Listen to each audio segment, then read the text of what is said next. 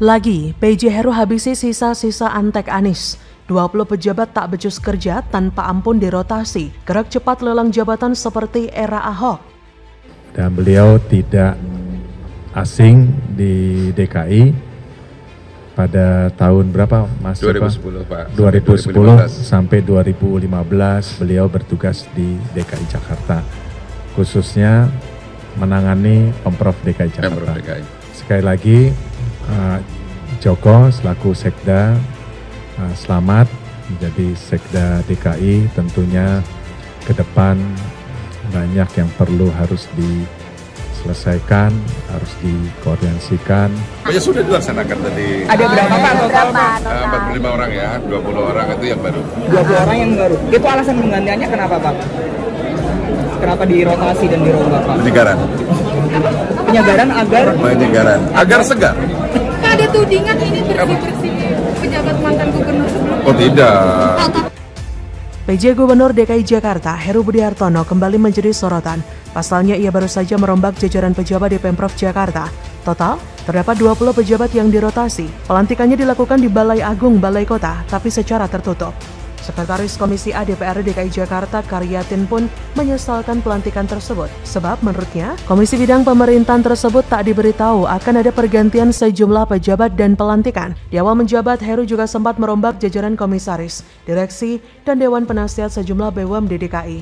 Misalnya pergantian Direktur Utama PT Jakpro dan PT MRT Jakarta. Dengan pelantikan pejabat secara tiba-tiba ini, Sekda DKI Jakarta, Joko Agus Setiono mengatakan, rotasi pejabat dilakukan untuk membuat penyegaran di Satuan Kerja Perangkat Daerah (SKP) di lingkungan Pemprov.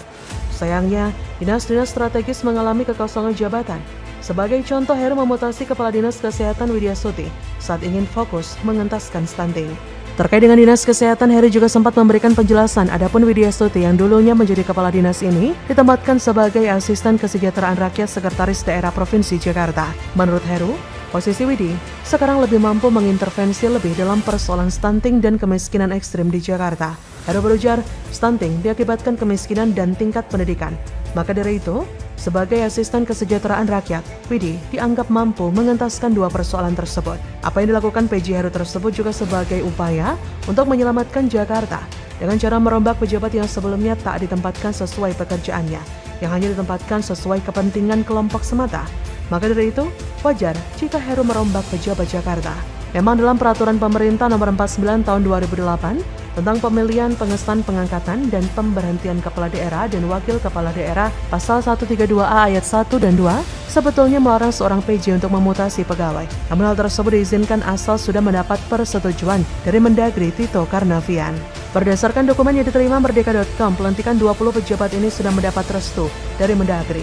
Karena pelantikan ini dilakukan berdasarkan Surat Menteri Dalam Negeri nomor 100.2.6/645/SC tertanggal 2 Februari 2023 perihal persetujuan pengukuhan dan pelantikan pejabat pimpinan tinggi Pratama di lingkungan Pemprov Jakarta. Maka dari itu, anggota Komisi A DPRD DKI Jakarta Gembong Warsono menilai rotasi ini sebagai hal yang wajar. Meskipun demikian, Gembong berpesan agar pejabat yang dipilih untuk mengisi posisi kosong harus memiliki kompetensi yang sesuai dan paham tugas serta fungsinya. Bukan hanya Gembong, fraksi PSI DPRD DKI pun juga menilai rotasi 20 pejabat eselon 2 jajaran Pemprov Jakarta telah dipertimbangkan secara matang oleh PJ Heru. Wakil Ketua Fraksi PSI DPRD DKI, Agus Hamonangan, juga menyebutkan jika rotasi pejabat PNS sejatinya merupakan hal yang biasa terjadi di lingkungan pemerintahan. Menurut Agus, tindakan Heru yang merotasi 20 pejabat eselon 2 itu juga tidak melanggar aturan, sebab terdapat surat edaran Menteri Dalam Negeri yang menyatakan PJ Heru diizinkan merotasi bahkan memecat PNS. Adapun aturan itu tertuang dalam SE Mendagri nomor 821/5492/SC. Bukan hanya itu, Heru melakukan rotasi karena ingin menyesuaikan dirinya dengan anak buahnya agar percepatan pembangunan Jakarta segera tercapai. Jadi, bagaimana menurut Anda? Tak terduga, Riza Patria malah puji langkah PJ Heru yang copot wali kota antek Anies, bongkar dulu ada kecurangan. Waduh, ketahuan?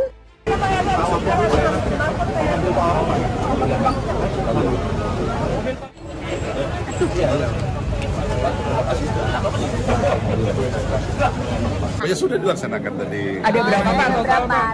45 orang ya, 20 orang itu yang baru. 20 orang yang baru. Itu alasan penggantiannya kenapa Pak? Kenapa dirotasi dan dirombak Pak? Penyegaran. Penyegaran Agar segar.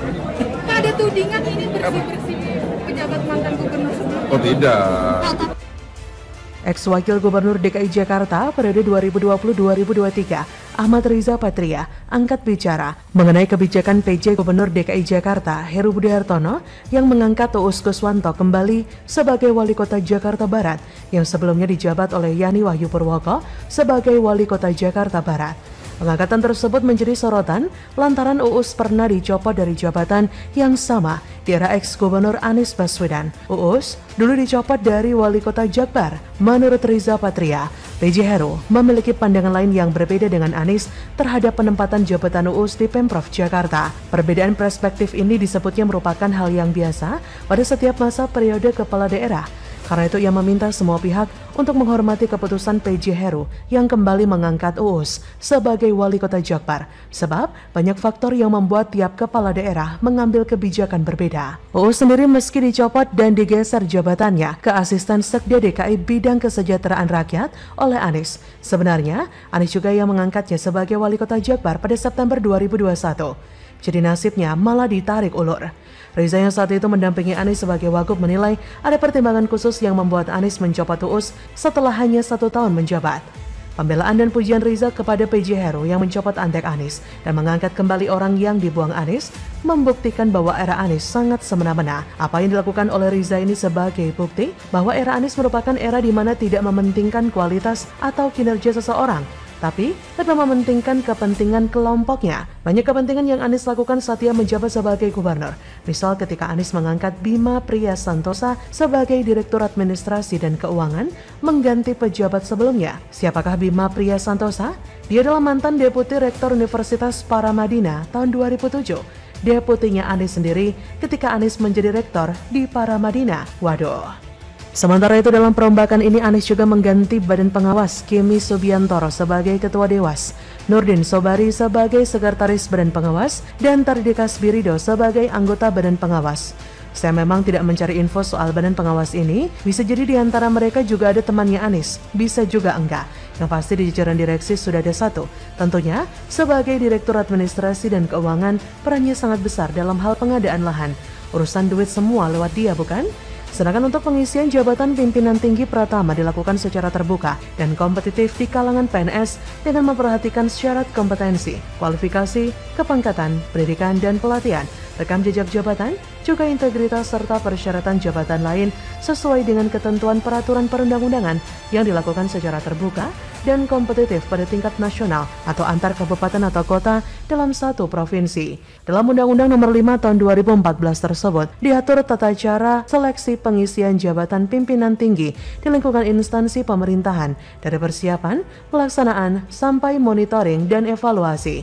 Jelas ada aturan untuk mengangkat pejabat, jadi tidak hanya bisa berdasarkan kedekatan atau rasa suka, tidak suka atau cocok, tidak cocok dengan kepala daerah saja. Meskipun tersiar kabar saat menjabat sebagai rektor dan Mendikbud dulu, Anies diindikasikan mengangkat orang-orang dekatnya. Jadi saya rasa langkah PJ Heru untuk mengangkat Uus Kuswanto kembali menjadi Wali Kota Jakbar adalah langkah yang tepat.